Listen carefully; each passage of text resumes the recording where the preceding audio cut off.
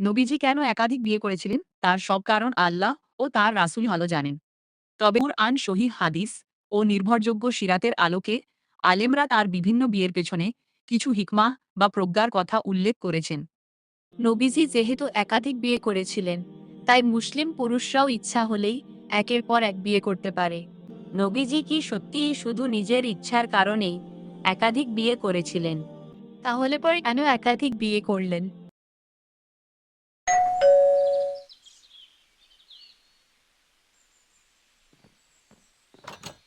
তোমরা চলে এসেছো, আজ খুব মজা হবে। আমাদের গ্রুপ স্টাডির প্ল্যানটা খুবই দারুণ। পড়া তো অনেক হলো, চলো এবারে অন্য কিছু কথা বলি। জানো, আজ সোশ্যাল মিডিয়ায় একটা ভিডিও দেখলাম। সেখানে একজন বলছিল, নবীজি যেহেতু একাধিক বিয়ে করেছিলেন, তাই মুসলিম পুরুষরাও ইচ্ছা হলেই একের পর এক বিয়ে করতে পারে। আমিও অনেকবার এমন কথা শুনেছি, কিন্তু আমার মনে প্রশ্ন জাগে, নবীজি কি সত্যিই শুধু নিজের ইচ্ছার কারণেই একাধিক বিয়ে করেছিলেন, নাকি এর পেছনে অন্য কোনো উদ্দেশ্য ছিল? খুব ভালো প্রশ্ন। আসলে অনেক মানুষ পুরো ইতিহাস না জেনেই মন্তব্য করে। যদি আমরা নবীজির জীবনের ঘটনাগুলো দেখি, তাহলে বুঝতে পারবো নবীজির একাধিক বিবাহের পেছনে বিভিন্ন সামাজিক, দাওয়াহমূলক এবং ইসলামিক উদ্দেশ্য ছিল। যদি আমরা পুরো ইতিহাস দেখি, তাহলে বিষয়টা একেবারেই ভিন্ন। কিভাবে? প্রথমে একটা প্রশ্ন করি, তোমরা জানো নবীজি কত বছর বয়সে প্রথম বিবাহ করেছিলেন? 25 বছর। ঠিক। আর তার প্রথম স্ত্রী ছিলেন খাদিজা রাদিয়াল্লাহু আনহা। তিনি প্রায় 25 বছর শুধু ওনার সঙ্গেই সংসার করেছিলেন।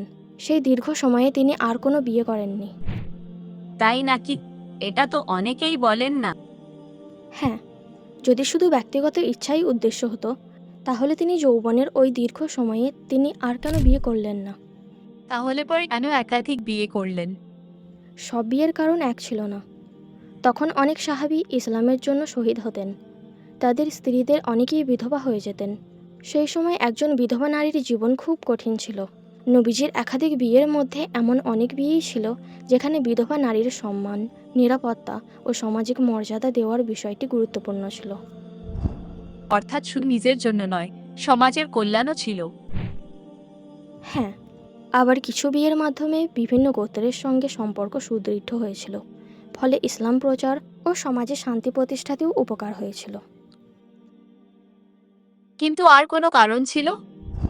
অবশ্যই অনেক ইসলামী মাসালা আছে, বিশেষ করে নারীদের ব্যক্তিগত বিষয়, যা তারা সরাসরি একজন পুরুষকে জিজ্ঞেস করতে সংকোচ বোধ করতেন। তাহলে তারা কি করতেন? নবীজির স্ত্রীগণ তাদের প্রশ্নের উত্তর দিতেন। তারা শুধু উম্মুল মুমিনিনই ছিলেন না, তারা ছিলেন উম্মাহের শিক্ষিকাও, বিশেষ করে আয়েশা রাদিয়াল্লাহু আনহা। ওনার মাধ্যমে অসংখ্য হাদিস আমাদের কাছে পৌঁছেছে। আজ আমরা দিনের বহু বিধান তাদের বর্ণনা থেকেই জানতে পারি। তাহলে কি সব মুসলিম পুরুষই চাইলে 4টি বিয়ে করতে পারে? ধরো, একজনের একটি স্ত্রী আছে, এখন তার শুধু মন হলো, তাই আরেকটি বিয়ে করতে চায়। ইসলাম কি এটাকে এত সহজভাবে দেখেছে? না, অনেক মানুষ শুধু 4টি বিয়ে করা যায় এই অংশটা জানে, কিন্তু তার সঙ্গে থাকা দায়িত্বের কথা ভুলে যায়।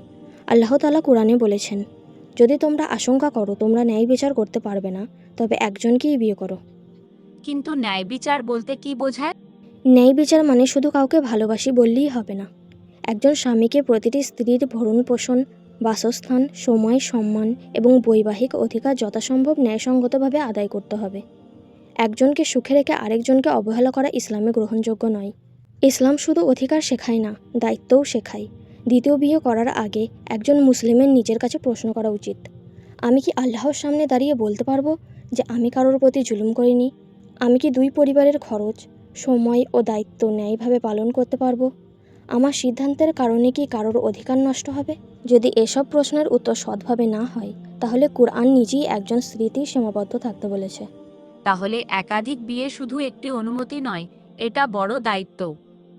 অবশ্যই, একাধিক বিয়ে মানে শুধু আরেকজন স্ত্রী আনা নয়, বরং আল্লাহর কাছে আরও বড় জবাবদিহি নেওয়া। তাই একজন মুমিনের উচিত আবেগ বা খেয়াল খুশির বশে নয়, আল্লাহকে ভয় করে এবং নিজের দায়িত্বের ব্যাপারে নিশ্চিত হয়ে সিদ্ধান্ত নেওয়া।